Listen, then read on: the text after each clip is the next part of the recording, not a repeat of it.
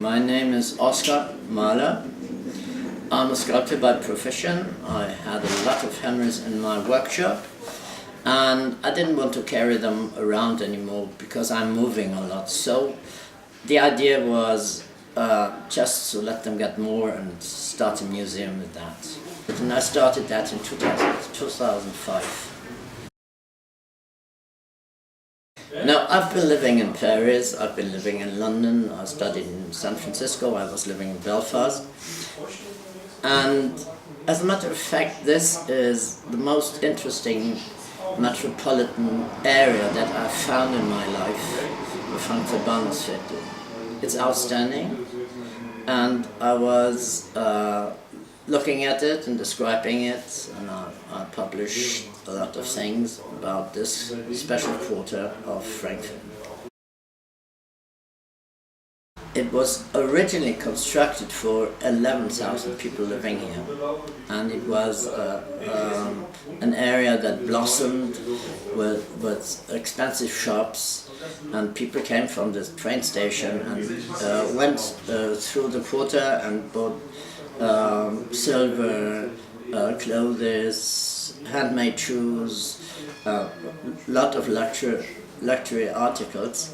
And when the tube in the 60s was built, all the people went underground through the quarter, so the shops went bankrupt and the people moved away.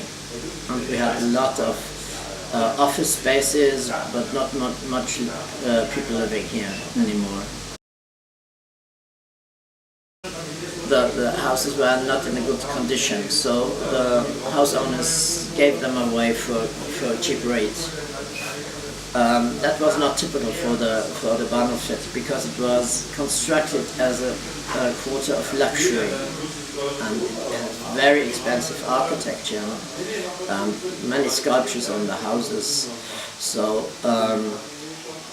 to keep them in a good state, you have to invest a lot of money. Now the houses are in a good condition, and the flats, the rates raised a lot. In fact, the Bahnhofsviertel is a transition place. We call it, it's an arrival city. And every arrival city always is a departure city as well. So half of the population lives here constantly, and the other half changes in about 4 years. So every 4 years, 50% of the people move away and new people come.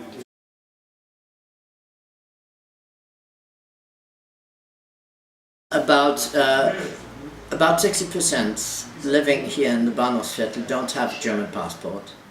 So, but they more or less feel like Germans when they're here for a few years, because it's very special, and we have a very special neighborhood because the communities are very, very small. We have about 200 nations living here, and at the moment we have 4,500 inhabitants. Here they communicate and they have to work together, because otherwise they couldn't manage their life.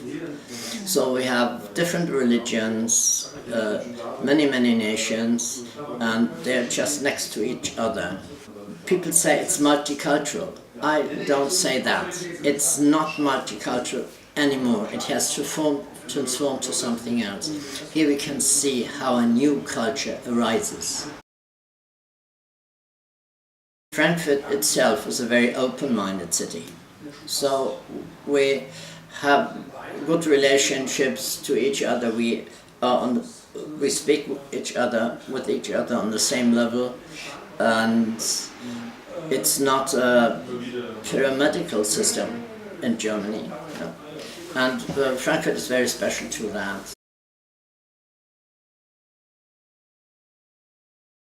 The transformation of Paris done by Baron Haussmann was the role model for building the houses here. So rich bourgeois people looked at Paris and there was the free space between the original Frankfurt city and the train station. It was 500 meters away from the city wall, and they just had the plan, let's have the best architects to build houses here. From the original houses we have 1/3 left here. So 1/3 was demolished in the Second World War in 1944, and a second third was torn down in the 60s, when we did not protect the old structures of architecture. It has changed now. You couldn't tear a house down from the last century anymore. It's protected now. So we have 1/3 of the original architecture left. It's very different because you know, 500,000 people come to the train station every day. That's twice as much more people than from the airport per day. And during the day, Frankfurt is a city with much more than 1 million people. And in the night they all go away again. So it has a rhythm, a day and night rhythm. It's like a heartbeat of the town. So this is the heart of the town, which brings people in and brings people out together. So that's very interesting. And in the night we have young people who go into the restaurants and meet there. We have the people who visit Brussels, and so it's a very funny mixture of people. It's very different to daytime. Wherever Americans occupy country, they leave prostitutions. So the brothels came up in the 40s, in the mid-40s, and when the Americans left, the brothels still were there. They are now established.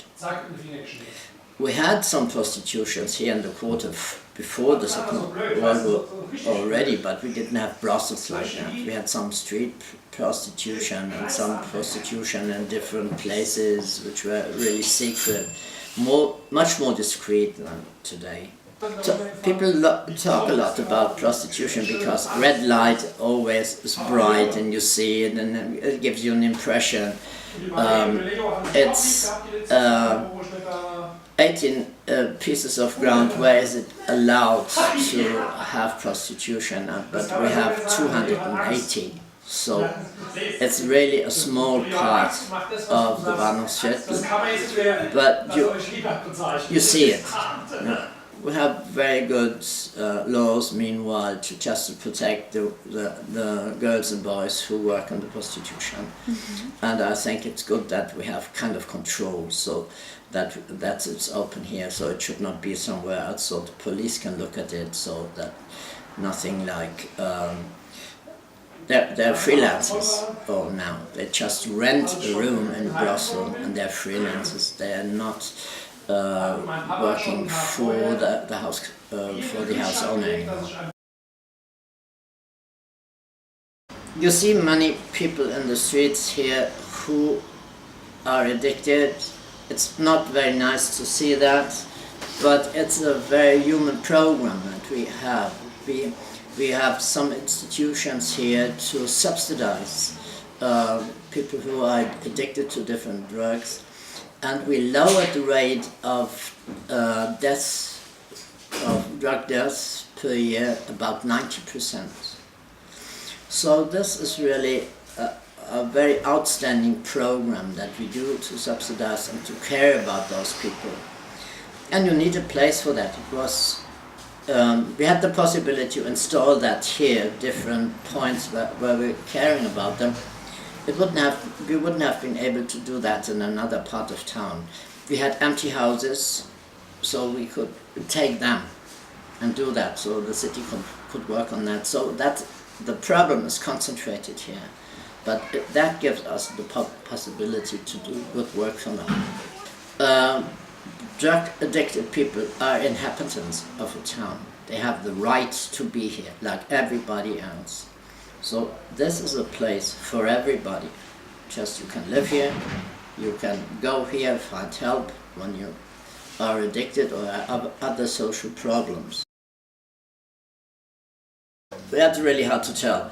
One of the places I like most is standing on the roof of the central station and look at the quarter that I was describing a lot, because I have an overview there. I see the structure. I love to see structures. I'm working here for 3 more years and then I'm going to Africa. I will work half of the time in Germany and half of the time in Africa.